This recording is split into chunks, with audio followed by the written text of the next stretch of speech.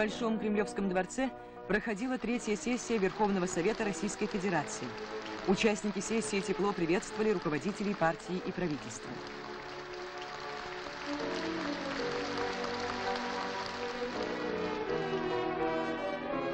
Доклад о задачах советских и хозяйственных органов по увеличению производства и улучшению качества товаров народного потребления в свете решений 25-го съезда КПСС сделал первый заместитель председателя Совета министров РСФСР Воротников.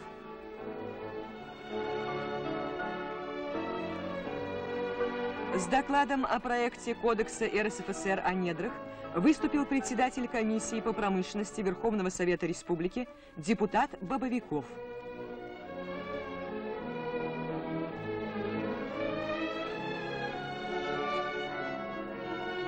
Два дня обсуждались вопросы большой государственной важности. Сессия приняла развернутое постановление по первому вопросу и закон об утверждении Кодекса РСФСР о недрах.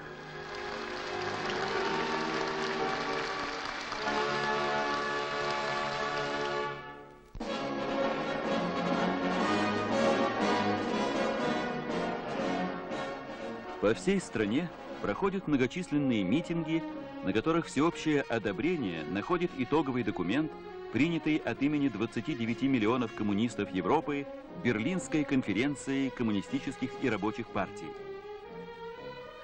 За мир, безопасность, сотрудничество и социальный прогресс выступают все люди доброй воли. Этой мыслью пронизаны речи участников митингов. В эти дни еще более активно идет сбор подписей под новым стокгольмским воззванием в защиту мира.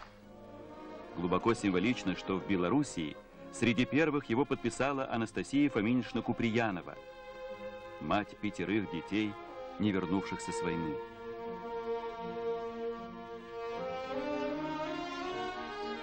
Жители Белоруссии никогда не забудут, что каждый 4-й их земляк отдал в годы Великой Отечественной войны свою жизнь в боях за свободу Родины. К середине июля в Советском Союзе под стокгольмским призывом подписалось около 100 миллионов человек.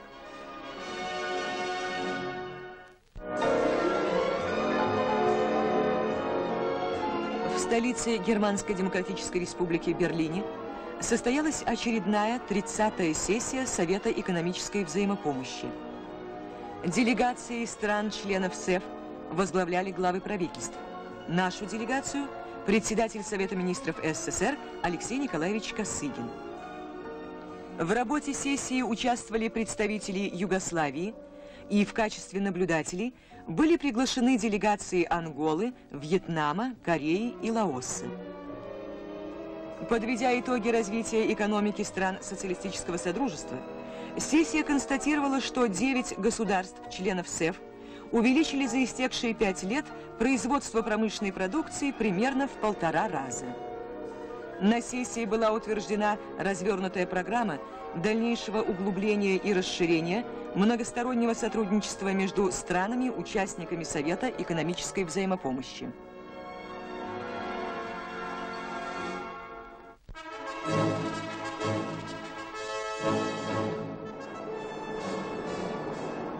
День ото дня увеличивается добыча нефти и газа, непрерывно расширяется сеть трубопроводов.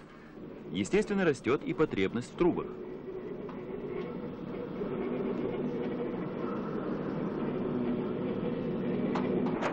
На Волжском трубном заводе пущен самый крупный у нас электросварочный стан для изготовления труб, превышающих в поперечнике 2 метра.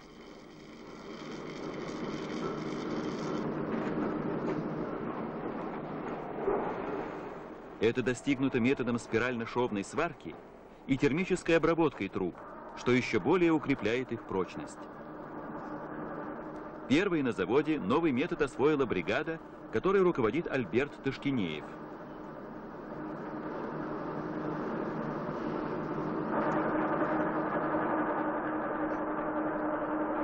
Трубы нового образца позволят значительно увеличить пропускную способность трубопроводов.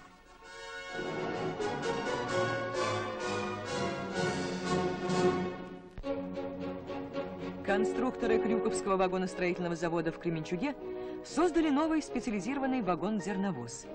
В производстве применено немало технических новинок. Например, для облегчения сварки кузов вагона поворачивается в любое удобное положение.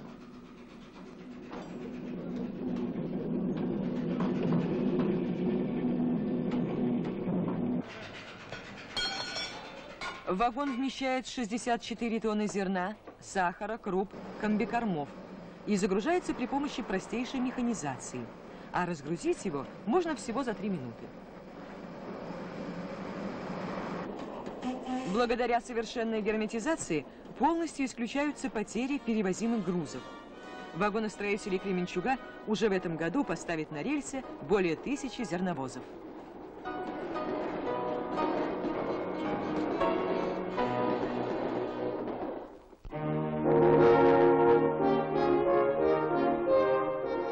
Председатель Совета министров СССР Косыгин принял в Кремле государственную делегацию социалистической Эфиопии во главе с Магесом Вальде Микаэлем, председателем комитета Временного военного административного совета страны. В состоявшейся беседе, которая проходила в теплой дружественной обстановке, стороны обменялись мнениями по вопросу о дальнейшем развитии советско-эфиопских отношений в различных областях, а также по ряду актуальных международных проблем, представляющих взаимный интерес.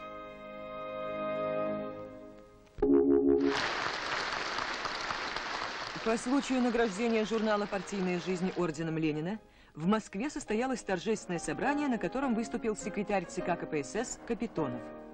Оратор отметил, что основанный в 1919 году старейший партийный орган является постоянным помощником Центрального комитета в мобилизации партийных организаций всех коммунистов на выполнение решений партии. Товарищ Капитонов прикрепил к знамени журнала «Партийная жизнь» орден Ленина.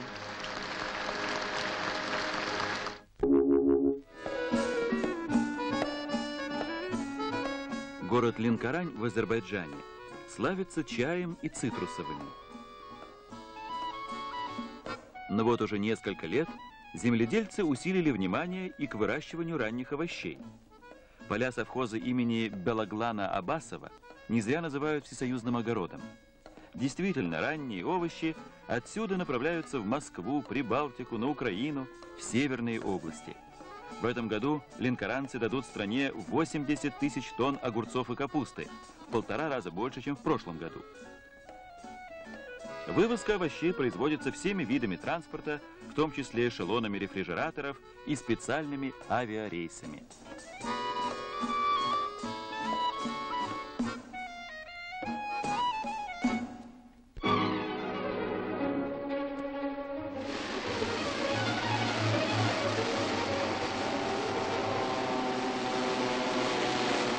Эти соревнования прошли на Москве-реке, близ гребного канала в Крылатском. Лучшие гонщики столицы разыгрывали первенство Москвы в 12 классах мотолодок, скутеров и глиссеров.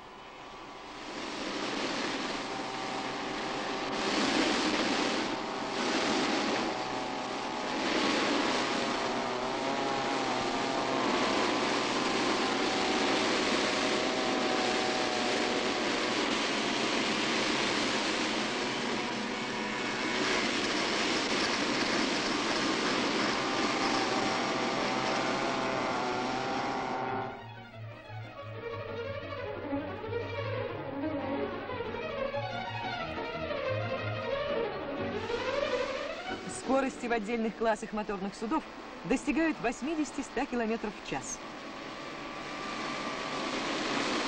Вот они, новые чемпионы Москвы.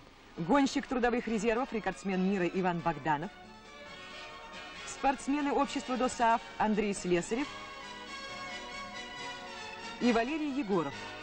Командную победу завоевали гонщики трудовых резервов.